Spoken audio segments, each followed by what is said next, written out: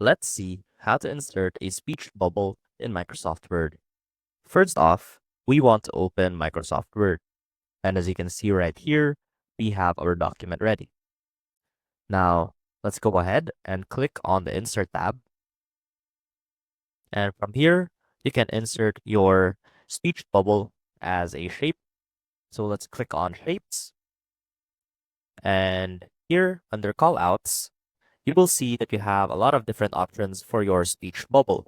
So you can have it as a rectangle. You can have it as a rectangle with the corners rounded. You can have it as a circular or an oval speech bubble, or you can even include a thought bubble. So let's go ahead and insert these into our document to see what it will look like.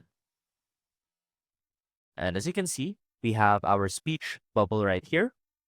And you'll also notice that you have this yellow point right here. And you could use this yellow point to edit where your speaker is. So this is a really helpful tool if you want to add dialogue, if you're making a comic or anything that requires speech bubbles in your document. I hope this helped, and I will see you soon.